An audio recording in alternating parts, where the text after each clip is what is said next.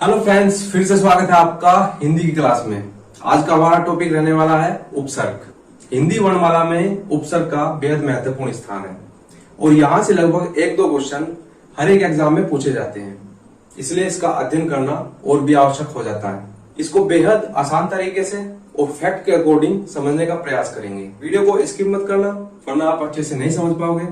और चैनल पर यदि नए हो तो चैनल सब्सक्राइब कर देना, बेल आइकन को प्रेस कर देना ताकि आप तक ऐसी वीडियो पहुंचती रहे।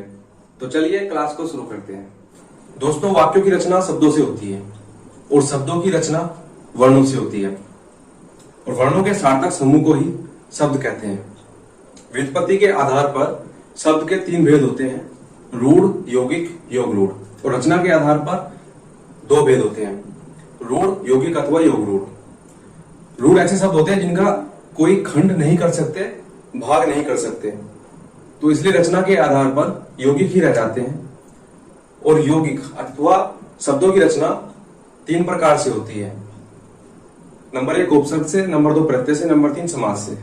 और क्रमशः इन्हीं तीनों पर हम अपनी अगली 3 क्लासें लेके आने वाले हैं और आज की हमारी क्लास उपसर्ग पर है। तो दोस्तों, उपसर्ग वो ऐसे शब्द होते हैं जो किसी एक ऐसे शब्द के साथ जुड़कर जिसका कुछ अर्थ होता है, उस शब्द का अर्थ बदल देते हैं और जिनका अपने आप में कोई अर्थ नहीं होता।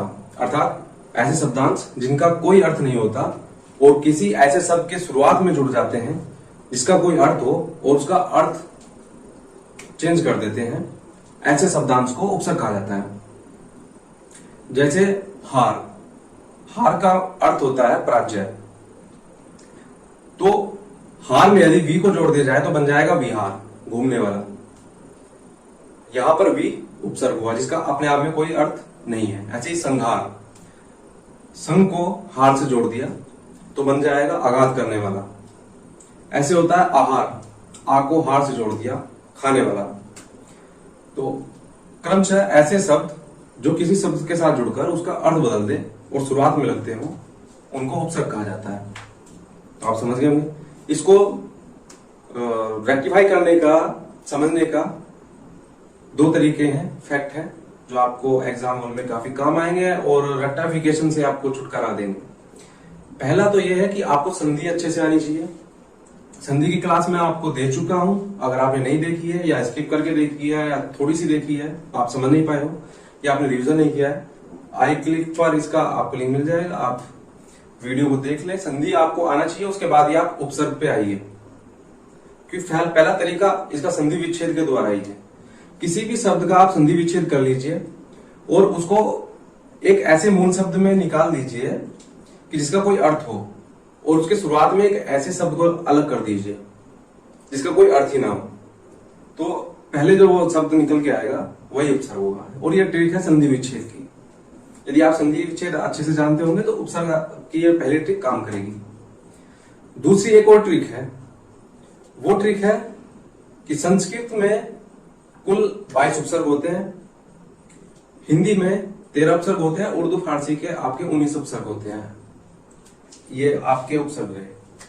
संस्कृत के उपसर्ग अति, अधि, अनु, अप, अभि, अव, आ, उत, उद, उप, दुर, दुष, निर, नी, प्रा, प्री, प्र, प्रति, वी, सम, सु, जिनसे अति से अत्यधिक, अधि से अधिकार, अनु से अनुचर, अप से अभ्यस, अभि से अभियान, अव से अवगुण, आ से आजीवन, उद से उत्कर्ष, उद से उद्गम, उप से उपदेश, दूर से दुर्जन, दुष से दुष्चरित्र, निर से निर्प्रात, निस से निस्सार, नी से निवारण, प्रा से प्राज्य, परि से परिजन, पर से प्रख्यात, प्रति से प्रतिकूल, वी से विदेश, सम से संस्कार, सु से सूजन। अर्थात ये उपसर्ग किसी ऐसे मूल शब्द में जाकर मिल गए कि उसका अर्थ चेंज कर दिया उन्होंने। या तो आप इनको याद कर लीजिए, क्लियर हो जाएगा। जैसे क्वेश्चन एग्जाम में आएगा, आप याद किए हुए होंगे, तुरंत पहचान लेंगे। याद नहीं होगा तो आप संधि विच्छेद करके निकाल सकते हैं। तो ये 2 फैक्ट हैं, आप इन पे काम कीजिए। इसी तरह से हिंदी के हैं और अरबी और फारसी के हैं। ये हिंदी वाले भी आप देख लीजिए, नी से निगोड़ा, भर से भरपेट, सु से सुडोल, अद से अधपका, उन से 29, पर से परलोक, बिन से बिन ब्याह। तो इस तरह से है। ऐसे ही आप अरबी फारसी के देख लीजिए, अल से अलबत्ता, कम से कमजोर, खुद से खुशनसीब, गैर से गैर हाजिर, दर से दरअसल, ना से नापसंद, फिल से फिलहाल, बा से बनाम, बा से बाकायदा, बद से बदमाश, बर से बर्दाश्त, बे से बेईमान, बिल से बिल आखिर, बिला से बिला वजह, ला से लापरवाह, सर से सरताज, हम से हमदर्दी, हर से हर दिन। तो इस प्रकार आप देख रहे हैं कि आप उपसर्ग को याद करके भी सॉर्ट आउट कर सकते हैं। तो दोनों तरीके मैंने आपको बता दिए हैं उपसर्ग को फाइंड आउट करने के। तो इन दोनों तरीकों से आप उपसर्ग को फाइंड आउट कर सकते हैं और अच्छे से अच्छे स्कोर आप गेन कर सकते हैं हिंदी में उपसर्ग से। यहाँ पर 1 से 2 क्वेश्चन आपको एचसीएम एग्जाम में या किसी दूसरे एग्जाम में भी आपको हिंदी से उपसर्ग क्वेश्चन मिल जाएंगे। तो आपका ये चैप्टर कंप्लीट हुआ। आगे मैं प्रत्यय के बारे में आपको नेक्स्ट वीडियो में बताऊंगा। मुझे दीजिएगा भाई इजाजत। कोई आपका सवाल हो तो आप कमेंट करके जरूर बताएं। तब तक के लिए जय हिंद, जय